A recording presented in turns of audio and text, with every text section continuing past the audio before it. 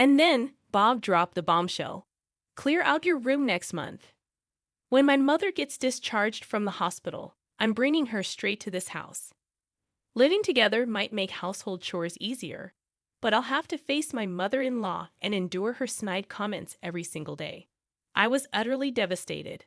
Understanding that he seemed determined to make this happen with his mother, rather than argue with him, I knew it was better to discreetly take measures. Years of experience had taught me that. Bob left, not suspecting a thing, and seemed quite pleased. Everything's going according to my plan, I thought. It was so simple, it was laughable. A few hours later, after tidying up and taking a break, my phone rang loudly. It was a frantic call from Bob. Hey, what the heck? The house is empty. I am Catherine Rose, a 45-year-old working mother holding a managerial position at a publishing company. I have a husband and 2 kids, a typical American family. When I got married, the idea of balancing work and family was just beginning to gain traction. It was an era when it was common for women to marry and become homemakers. Bob had allowed me to work, and in return, I've given my all to both my job and household chores. After having kids, I've been fully committed to raising them as well. But lately, I've been feeling overwhelmed. My mother-in-law, Mary, who was initially against me working, has started to complain. When are you going to stop this job nonsense? You're such a terrible wife. Back in our day, the job came second. Our main duty was to dedicate ourselves to our homes. I've been working hard in both my career and home, raising the kids and managing household chores. I'd always thought of it as repaying the kindness Bob showed by supporting my career. Perhaps seeing my dedication, both my daughter and son help around the house. My daughter does the laundry and ironing, while my son takes care of the bath and fills the tub every day.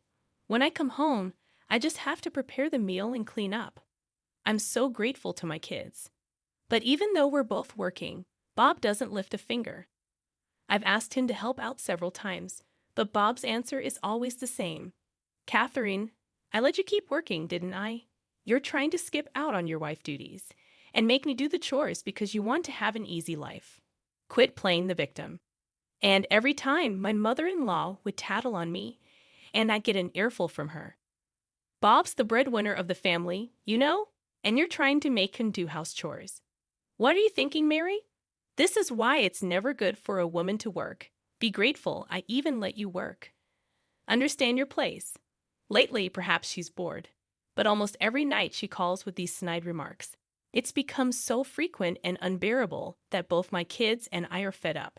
My kids have even started pretending they are needed somewhere else to hang up the phone. Sure, I'd appreciate the opportunity to keep working, but why the constant hostility? I've been the one handling both the household chores and raising the kids. She should understand how challenging it is to juggle both roles. What more does she want from me? Right now, I'm under so much stress, and the only saving grace is that my kids are on my side. The root cause of this situation lies in Bob's salary. Truth be told, Bob's pay isn't that great. It would be considered on the lower end. He had a tough time finding a job and eventually landed one at a small company thanks to a family connection. If he had shown some initiative, I wouldn't have cared about the low salary and would have supported him wholeheartedly. However, Bob got down on himself because of the way he got the job. In the beginning, he used to mutter things about how he should have been working at a bigger, more renowned company. He only ever did the work given to him, never striving for promotions or looking for new job opportunities. Someone truly capable would have studied on the side or honed their skills to find better job opportunities, but Bob didn't. So he only ever got raises based on seniority, and his performance-based bonuses were always the bare minimum. On the other hand, the company I work for is a nationwide corporation with parental leave policies in place early on. While it felt the effects of the economic bubble, it's a reputable company that has managed to avoid major salary cuts. Moreover, I've climbed up to the position of manager, successfully handling a significant number of contracts and projects. Naturally, I've earned considerably more than Bob. I'm even covering our kids' expenses, using my paycheck to set aside money for their college funds. I've taken full advantage of the benefits of working for a large corporation. Looking back, it feels like I was living off my savings when I took parental leave for my two children and had no salary. With Bob's salary, there's no way he could cover all the living expenses with two kids. I don't recall ever receiving living expenses from Bob, and there's no record of any transfers. Perhaps Bob let me continue working because he thought he could rely on my earnings. Lately, I've been thinking about this a lot, wondering if we've mostly been living on my salary. To confirm this suspicion, I looked at my bank book, and it became evident. The rent, utilities, groceries, and the kids' school fees. I've been paying for all of it. There's not a single penny coming in from Bob's account. I chuckled, feeling utterly drained. Bob's salary is completely spent on his hobbies and providing pocket money to my mother-in-law. I've always believed I owed Bob for allowing me to continue working, which is why I've been putting in so much effort with household chores and childcare. However, the current situation is quite different. I'm covering all the living expenses while Bob freely spends his salary without saving a dime. In terms of supporting our lives, it seems I've become the main breadwinner, while Bob does as he pleases. If I were to leave with the kids, what would happen? Or if I handed him this bank book and told him to leave, would Bob quietly go along with his claim of being the main breadwinner? It's a perplexing situation, and I can't comprehend his perspective. His catchphrase is, "I'm the one supporting y'all. If you've got a problem, just leave." Is he under the impression that he covers the living expenses while spending his salary freely? It's a total mystery. If I, the one paying for everything, were to leave with the kids, what would transpire? Would Bob just quietly go along, sticking to his claim of being the main breadwinner? He'd probably tattle to my mother-in-law.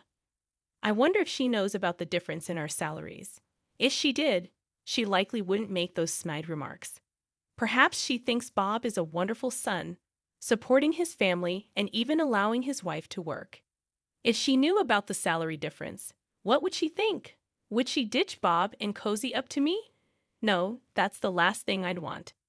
As I contemplate these thoughts, my mother-in-law has an accident at her home and hurts her foot. It appears she'll need hospitalization and physical therapy for a while. With my father-in-law having passed away before Bob and I got married, my mother-in-law has been living alone. Either Bob or I have to take care of her. In a call from the hospitalized mother-in-law, she starts with her demands and continues despite my attempt to explain my work situation. I decide to let Bob handle her, given the stress of being criticized by her for working. When I ask Bob to care for my mother-in-law, he complains immediately. "Hey, Catherine, why aren't you looking after Mom? I'm working too, you know." Despite being his mother, he shifts all caregiving responsibilities to his wife. Holding back my frustration, I reply, "I have work too, Bob, plus all the chores at home. If you'd help around the house, maybe I could visit her more. More importantly, I think your mom would be happier if it was you who came to care for her." While venting stress on a daughter-in-law is common, it's better to approach such situations with positivity. So I keep finding reasons to avoid caring for my mother-in-law. I diligently washed and folded my mother-in-law's laundry, carefully packing it into a bag. If she asked for specific items, I made sure to buy them, even checking the names of the products she requested. Even if Bob took credit for these things and I ended up shouldering the blame, I didn't mind. I just wanted to avoid hearing my mother-in-law's snide remarks. Thankfully, my judgment seemed right. My mother-in-law greeted Bob with a big smile every day. Apparently, for a mother like mine, nothing beats the joy of being cherished by her son. Having her beloved son around must feel much better than dealing with a daughter-in-law she'd want to make sarcastic comments about every day. It seemed like she eagerly awaited Bob's return from work, focusing on chatting with him. She handed Bob a shopping list note, and since the first time she was admitted to the hospital, she hadn't called me. Observing my mother-in-law's smiling interactions with Bob, it seemed he felt like he was being a good son.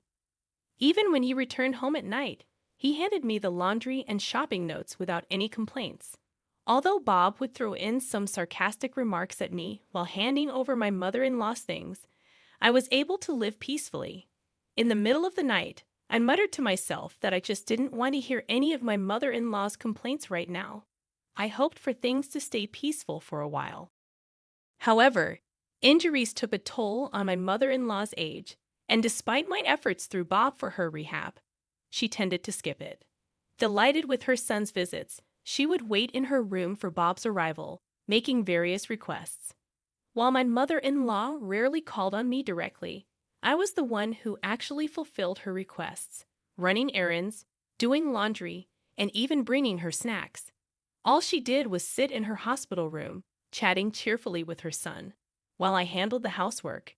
It was a relief not to see my mother-in-law, but I was worn out from her numerous requests, and shopping alone became a significant chore. Understanding that living alone was inconvenient with her weakened legs, my mother-in-law made a shocking request to Bob. She expressed difficulty in shopping and preparing meals, asking him not to leave her alone. Of course, Bob sided with her, suggesting they live together. It seemed they were moving in that direction without consulting me. Finally, Bob dropped the bombshell. He would be living with his mother starting next month, instructing me to clear out my room. From the perspective of efficiency in household chores, it made sense for my mother-in-law to live with us. However, I was now faced with the prospect of seeing my mother-in-law every day and enduring her nagging. Despite my downcast feelings, Bob acted as if it was already decided that we would all live together. "I understand," I replied with little energy. Bob seemed determined to force this co-living situation, regardless of the despair I felt. It might be better to secretly make plans rather than argue about it. I knew this from years of experience. While Bob and my mother-in-law happily planned for the move, I constantly thought about how I could escape. I have my own room where I gather and review work materials. It's like a study or an office, essential for me. Bob wants me to give it up. Without this room, my work would be impacted, and I might have to come home even later than I do now. I muttered to myself while staring at the bookshelf, wondering where to move all these books and documents. I can't leave them at home if we live with my mother-in-law. They're too important to risk getting thrown away or damaged. It may sound like something out of a TV drama, but I really fear she might throw them out, especially since she'll probably target what she knows is important to me. And if I dare complain, she'll feign ignorance and run to Bob for support. There will be no peace for me in this house once we start living together. I can see her bossing me around and making snide remarks about my work, wearing me out. What should I do? If my mother-in-law is coming to this house, I had a sudden realization. Why hadn't I thought of this simple solution before? It seems living with my mother-in-law and all her nagging wore me down more than I realized. It felt like the fog before my eyes was gradually clearing up. Well, of course, there's absolutely no need for me to hold back. Why didn't I realize something so simple? I mumbled to myself and immediately began making preparations. As the month changed, the day of my mother-in-law's discharge from the hospital arrived. Bob was all excited, having taken the day off from the start of the morning. "Hey, you better take proper care of my mom from now on. Don't think I'm going to step in like I did when she was in the hospital," he said in a commanding tone. Without responding to Bob's order, I changed the subject. "Oh, speaking of which, your mom's been in the hospital for quite a while, right? Hospital food is bland, and they don't give you much. I bet a gourmet like her wasn't satisfied. I think the discharge process and packing will take up the morning. So why don't you take her out for some good food? You took the day off after all. How about a nice drive, just the two of you? I think she'd really appreciate it." I handed Bob a generous amount of cash. I had set aside some money for living expenses and even Bob's personal spending, but this was more than his monthly allowance. Surprised by the unexpected bonus, Bob's spirits lifted even higher. "Well, aren't you thoughtful? All right, I'll use this money and go for a drive with my mom. I'll give you a call when we decide about dinner. Make sure the house is in tip-top shape for my mom. All right." Without a hint of suspicion, Bob happily left. Everything was going just as I had planned. It was almost too simple. I couldn't help but laugh. This should buy me some time. I eagerly anticipated Bob and my mother-in-law's return as I continued tidying up the house. It was crucial to finish cleaning before they came back. A few hours later, just as I was taking a break after completing my tasks, my cell phone rang loudly. The call came in a flustered tone from Bob. "Hey, what's going on? The house is empty." That's right. After Bob went to pick up my mother-in-law, I moved all our stuff to the new house we just rented.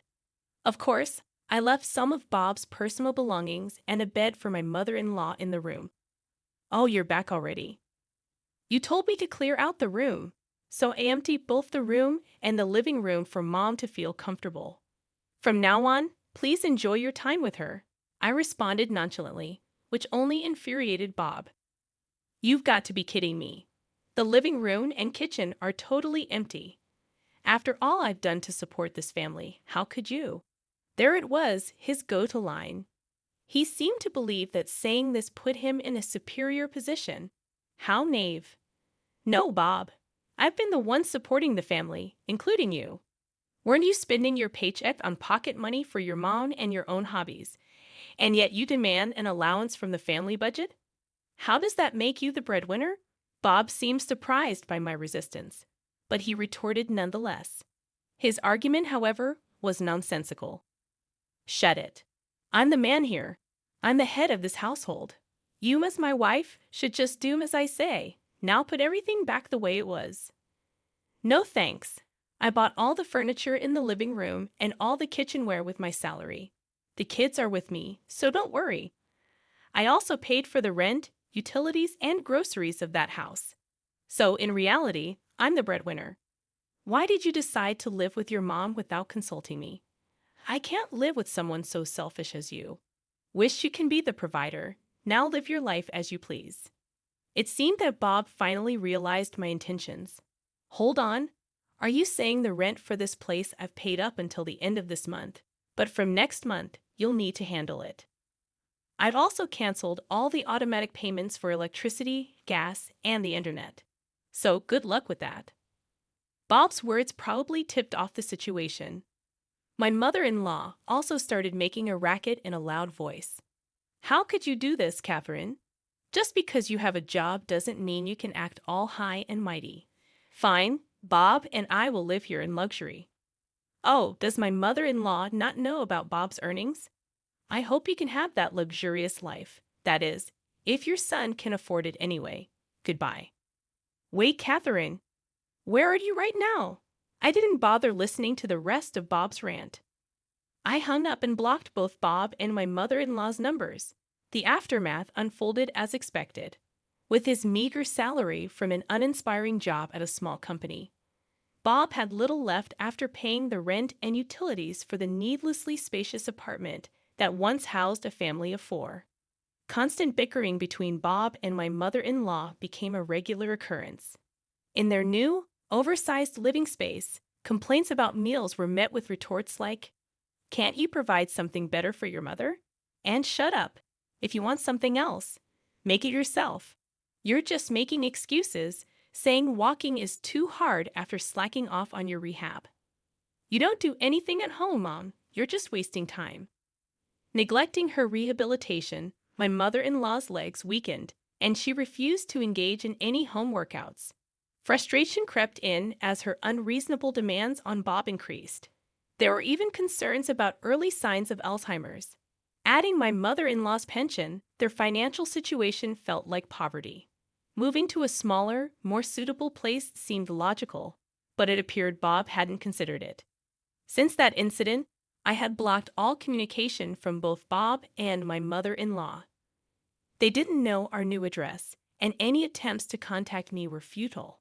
Their living situation was on the verge of collapse. With a decent income, thanks to my children's help, I managed to lease a nice apartment where each of my kids had their own room. A spacious room served as both a bedroom and workspace. Although the rent might be a bit high, without Bob in the picture, I was saving more than enough. My children, tired of being belittled by their father, were now living freely. Their helpfulness around the house was evident, and chores felt good without the constant criticism.